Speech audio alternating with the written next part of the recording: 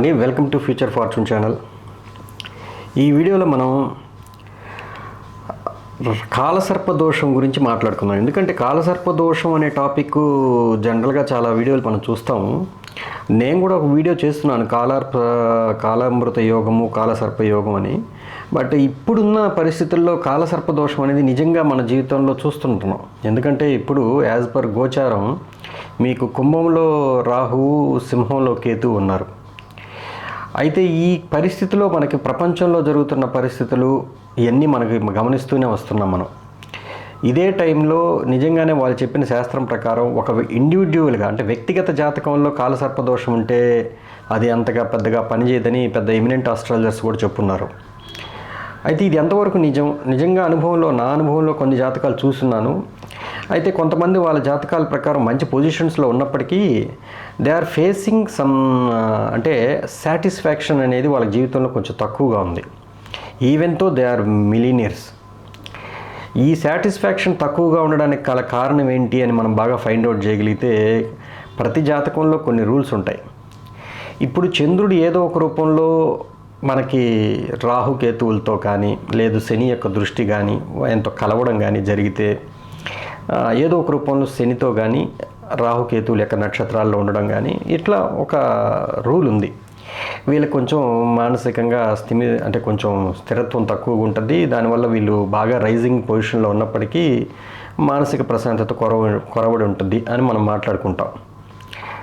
అయితే జనరల్గా కాలసర్పదోషం అంటే మీకు వాళ్ళ సూత్రం ఏంటంటే రాహుకేతువుల మధ్య లగ్నంతో సహా ఈ 7 ప్లానెట్స్ కానీ ఉండగట్లయితే ఇది మనకి కాలసర్పదోషం అని అంటారు. ఈ దోషాన్ని వీళ్ళు ఎందుకు చెప్పారు ఏంటి అని అంటే ఇది ప్రాపంచికంగా ఇది వచ్చినప్పుడల్లా సరే భౌగోళికంగా చాలా మంచి అంటే మంచి అని చెప్పకూడదు, అది మానవాళికి చాలా ప్రమాదకరమైన ఒక కాంబినేషను. డెఫినెట్గా చాలామంది మనుషులు భూమి మీద మరణిస్తారు, యుద్ధాలు వస్తాయి, భూకంపాలు వస్తాయి, అన్ సీజన్ టైంలో వర్షాలు వచ్చి బాగా వరదలు వస్తాయి. ఇవన్నీ మనం ఈ మధ్య గమనిస్తున్నాం. అంటే ఎందుకు అంటే కాలసర్పదోషం ఉన్నప్పుడు నిజంగా మనం చూడగలిగిన ఏజ్ అంటే ఈ జనరేషన్లో మనం చూడగలిగింది ఇదే. యుద్ధం వచ్చింది భారతదేశానికి, పాకిస్తాన్కి, ఇజ్రాయిల్, ఇవన్నీ ఈ రాహుకేతువుల యొక్క ఇన్ఫ్లుయెన్స్ లేనిదే జరగదు కదా. అయితే ఇప్పుడున్న సిచ్యువేషన్లో జూన్ 5వ తేదీ తర్వాత కుజుడు కేతువుతో కలుస్తాడు. ఇది కూడా అప్పటికి స్టిల్ ఆ కేతువు కుజుడిని దాటేదాకా జూలై ఎండ్ అవుతుంది. సో అప్పటికి దాటితే అంటే ఇప్పుడు మనకి ఎలా చెప్తారంటే దాటేసిన తర్వాత మీకు ఆల్మోస్ట్ కేతువు ఈ కుజుడిని క్రాస్ చేసి వెళ్ళాలి. ఇప్పుడు కుజుడేమో కర్కాటకంలో నుంచి దీంట్లోకి 6వ తేదీ వస్తున్నాడు సింహరాశిలోకి. ఈ కేతువేమో ఆపోజిట్ డైరెక్షన్లో దాన్ని మీట్ అవుతాడు. సో వీళ్ళిద్దరు మీటింగు అయ్యేదాకా మనకి ఇది కాలసర్పదోషం కిందకే వస్తుందన్నమాట. తర్వాత కుజుడు బయటకు వచ్చేస్తాడు. కోర్స్ ఈ చంద్రుడు ఈ 2.5 రోజులకు ఒకసారి మారుతూ ఉంటాడు. మారినప్పుడు కూడా ఈ చంద్రుడు బయటకు వచ్చినా కూడా ఒక రకంగా తగ్గినట్టే. But in the mean while మనం ఇదే గమనిస్తున్నాం. అంటే ఆల్మోస్ట్ ఒక 2 రోజులు చంద్రుడు బయటకు వచ్చినప్పుడు బాగానే ఉన్నిందండి, తర్వాత బాగలేదు, ఇట్లా మనం మాట్లాడుకోవచ్చు అంటే రీసెర్చ్ పరంగా.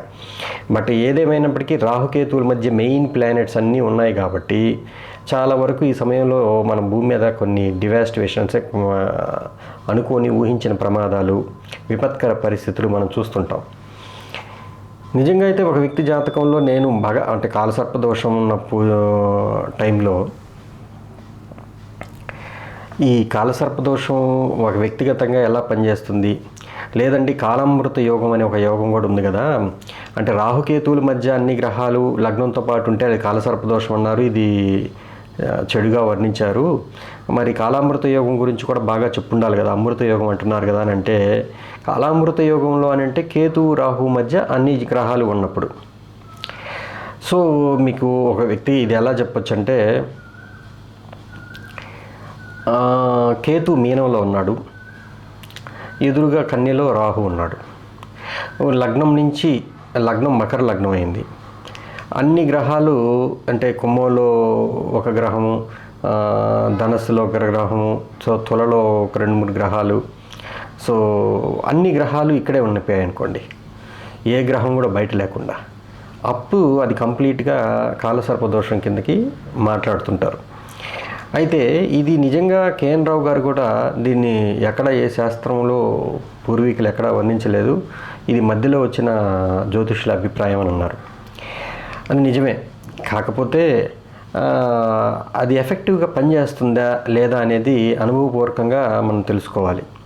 ఎవరికి పని చేయట్లేదు, ఎవరికి పని చేస్తుంది అనే దాంట్లో మనం ముఖ్యమైన పాత్రగా మనం చూడాల్సింది ఏంటంటే వీళ్ళ యొక్క లగ్నం.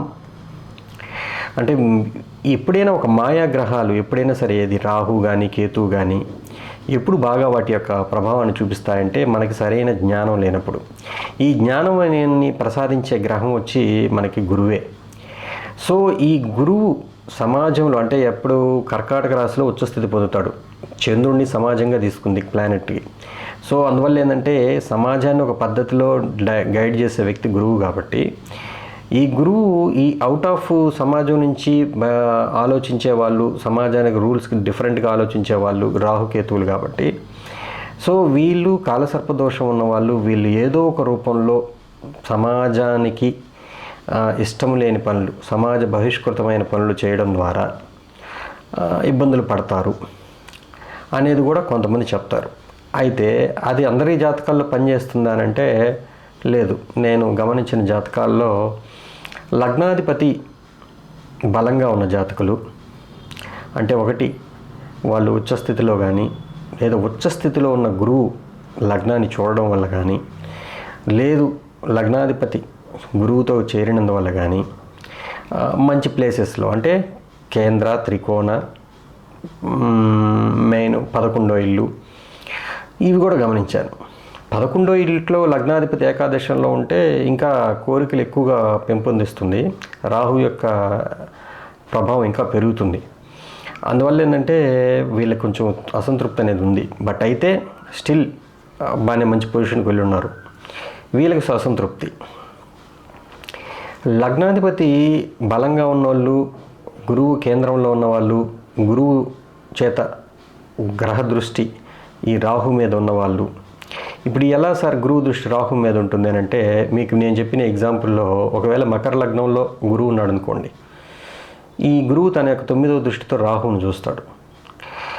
అప్పుడు కూడా ఇది ఆ మకరంలో నీచంలో ఉన్నప్పటికీ పవర్ఫుల్గా లేడు కదా అని అనుకోవచ్చు, కానీ ఆయన దృష్టికి మాత్రం పవర్ ఎప్పుడు ఉంటుంది. సో అందువల్ల ఏంటంటే ఈ రాహువును చూస్తాడు, ఈ దోషాన్ని చాలా వరకు హరింపజేస్తాడు. అట్లా ఏదో ఒక రూపం. ఇప్పుడు కేతు మీదకైనా మకరం నుంచి అంటే ఎదురుగా ఉంటే బయటపడిపోయినట్టే గురువు ఆ యొక్క కాంబినేషన్ నుంచి. సో కాలామృత యోగం ఉన్న వాళ్ళు మాత్రం ఆధ్యాత్మికంగా బాగా ఎదుగుతారు అనేది చెప్పబడి ఉంది. వీళ్ళు మంచి స్థాయికి వెళ్తారు ఆధ్యాత్మికంగా. వీళ్ళు కానీ ప్రయత్నిస్తే పీఠాధిపతులు అవ్వడం కావచ్చు, లేదు కుండలిని సాధనలో మంచి స్థాయికి వెళ్ళవడం కావచ్చు, ఇవన్నీ మనం గమనించవచ్చు. సో కాలసర్పదోషం ఉన్న వాళ్ళు ఆఫ్టర్ 35 చాలామంది స్థిరపడిన వాళ్ళు. ఫస్ట్ పార్ట్ లైఫ్లో వీళ్ళు ఎంతగా స్థిరపడినప్పటికీ వాళ్ళలో చాలా అసంతృప్తి ఉంటుంది. బాగా మంచి పొజిషన్కి ఎంత ఎదగదాం అనుకున్నా ఏదో ఒక రూపంలో సొంత వాళ్ళు మోసం చేయడం వల్ల కావచ్చు, లేదు ఇంట్లో తల్లిదండ్రులతో సరిగ్గా పడకపోవడం కావచ్చు, ఏదో ఒక కారణం వల్ల వీళ్ళు జీవితంలో వీళ్ళు అనుకున్న స్థాయికి మాత్రం ఎదగడం అనేది తక్కువగా ఉంటుంది.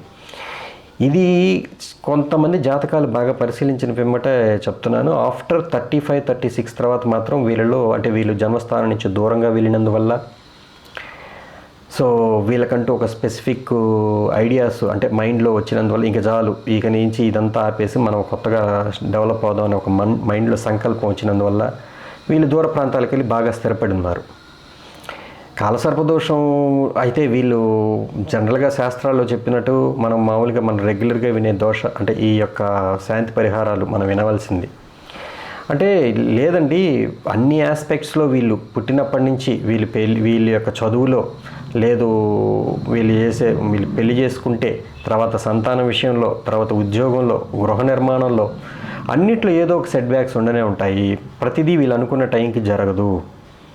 ఏదో ఒక సెట్ బ్యాక్ వచ్చి కానీ, దానికి కొంత డబ్బులు సమర్పించి కానీ, లేదా శాంతులు చేసుకుంటే కానీ జరిగే పరిస్థితులు కాదు అని కొంతమంది నాకు ఎక్స్ప్లెయిన్ చేశారు.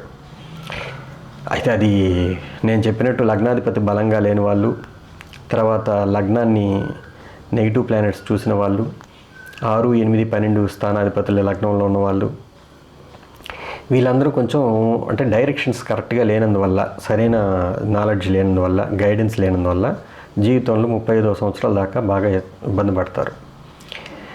అయితే మనకి దీనికి ఒక అథెంటికేషన్గా ఏమన్నా రూల్ ఉందా సార్ అని అంటే, జనరల్గా నేను గమనించింది వీళ్ళకి అంటే మన వే ఆఫ్ లైఫ్ స్టైల్లో మార్పులు తెచ్చుకోవాల్సింది. కోరికలు అందరికీ ఉంటాయి, బట్ మనకున్న ప్రెమిసెస్లో మనకున్న రిసోర్సెస్ని బట్టి ఎంతవరకు ఎదుగుతాము అనేది మనం ఆలోచించుకుంటుంటాం.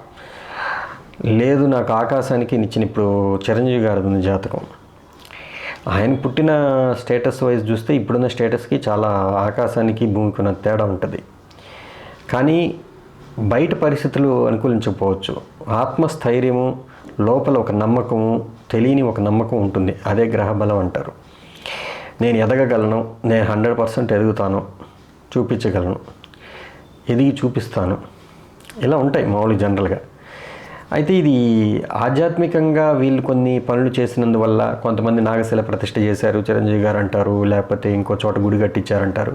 అవన్నీ దైవిక కార్యక్రమాలే. గురుబలం పెంపొందించుకున్నారు కదా, ఆ నెగిటివ్ ఆస్పెక్ట్స్ నుంచి బయటపడిపోయారు కదా. సో ఇది ప్రాక్టికల్గా మనం కొన్ని గమనించున్నాం. ఏమి చేయకుండా ఏమీ ఎదగలేదు, చాలామంది చేస్తున్నారు, బయటికి చెప్పుకోకపోవచ్చు మేబీ. అయితే లేదండి నేను అయినా కూడా ఎదిగి చూపిస్తాను అని అంటే, నేనైతే చూడలేదు చాలామందిని ఆ విధంగా ఏది ధార్మిక కార్యక్రమాలు చేయకుండా, ఆధ్యాత్మికంగా చింతన లేకున్న వ్యక్తులు, ఈ కాలసర్పదోషం ఉన్న వాళ్ళు ఎదిగినట్టు నేనైతే చూడలేదు నా అనుభవంలో. ఇన్ కేస్ ఉంటే ఒకసారి కామెంట్స్లో పెట్టండి. అయితే ఈ కాలసర్పదోషం ఉన్న వాళ్ళు ఏమేమి పరిహారాలు జనరల్గా పాటిస్తుంటారు అని అంటే, మనకి పాపులర్గా మనకు తెలిసింది కాళహస్తి, శ్రీకాళహస్తీశ్వర స్వామి దగ్గర వీళ్ళు రాహుకేతు పూజ చేయించుకుంటారు. ఇంకా తిరునాగేశ్వరంలో రాహుకాలం సమయంలో ఆ నాగేంద్ర స్వామికి వీళ్ళు పాలతో అభిషేకం చేస్తారు రాహుకాలంలో. ఇది ఒక మంచి రెమెడీ. ఆ వెంటనే వైదీశ్వరుని కోవిలికి వెళ్తారు, అంటే సుబ్రహ్మణ్య స్వామిని పూజిస్తారు. అక్కడ చేయించుకున్న తర్వాత కేతు టెంపుల్కి వెళ్తారు. సో సుబ్రహ్మణ్య స్వామి దగ్గర పాము కంట్రోల్లో ఉంటుంది నెమల దగ్గర, కాబట్టి సుబ్రహ్మణ్య స్వామిని సర్పదోషాలకి మెయిన్ బేసిక్గా తీసుకుంటుంటారు. సర్పదోషం వేరు, కాల సర్పదోషం వేరు.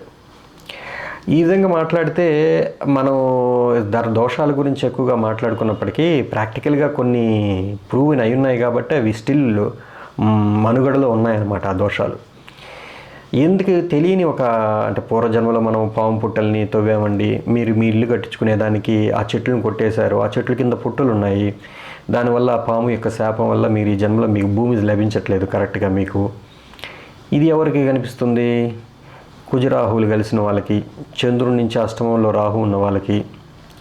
సో ఇట్లా వాళ్ళకి ఏంటంటే భూమి వల్ల కానీ అప్పుల వల్ల వాళ్ళు అప్పులు పాలవడం, ఏదో కొనాలనుకొని ఎక్కడో వాళ్ళు ఎవరో చేతో మోసపోయి ఇట్లా అవ్వడం, ఇవి కూడా చూస్తుంటాం మనం.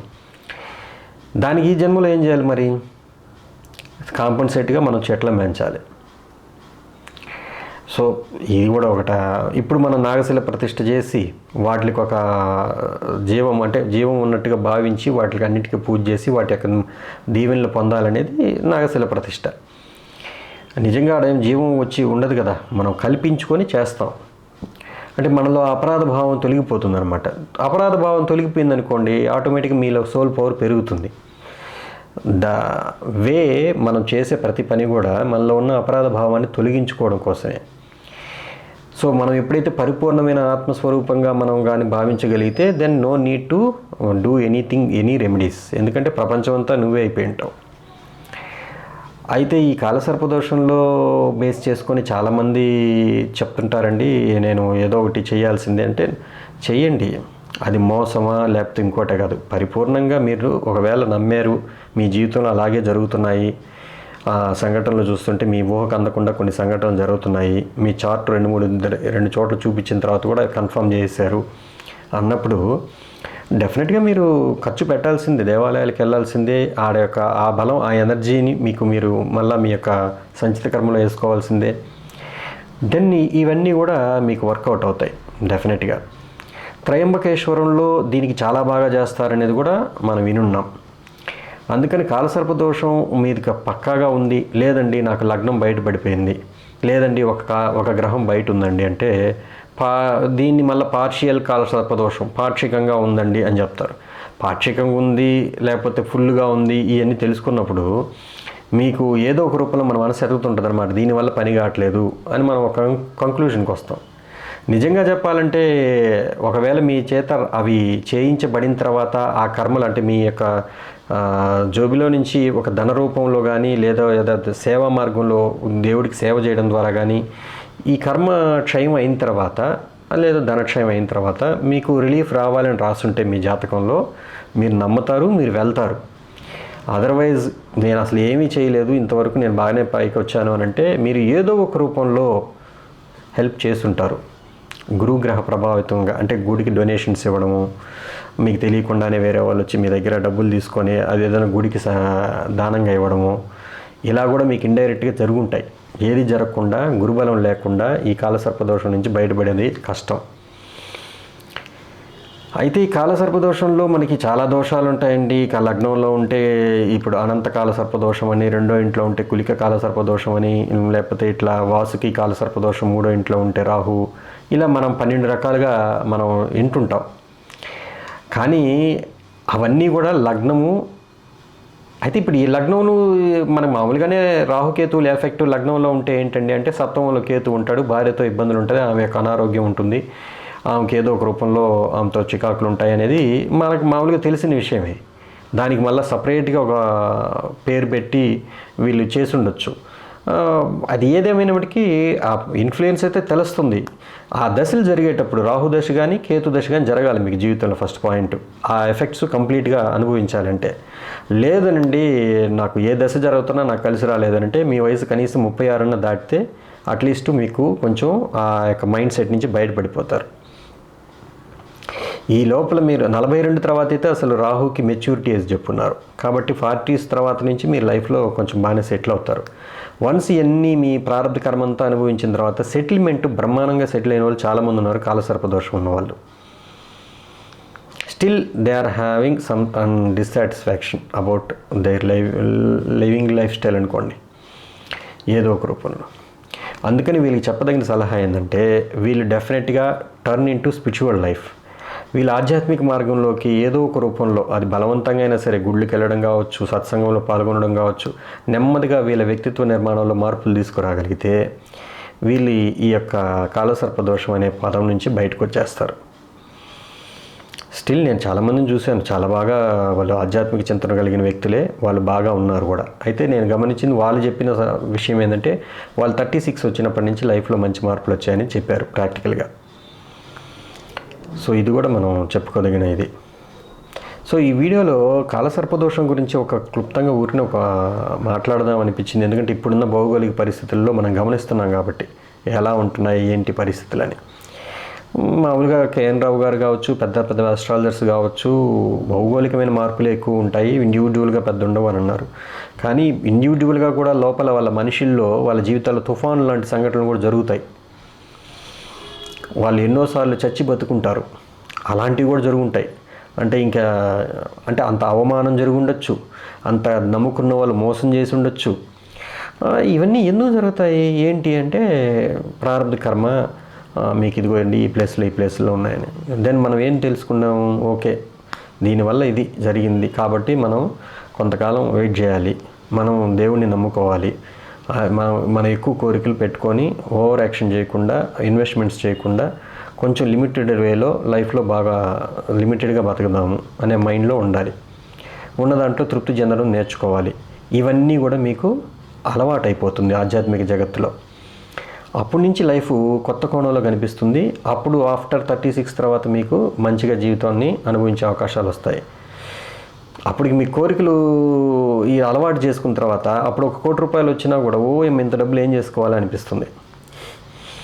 That is the power of spirituality.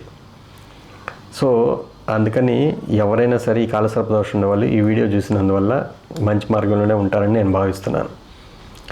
ఓకేనండి, నమస్కారం, మీ రాజేష్.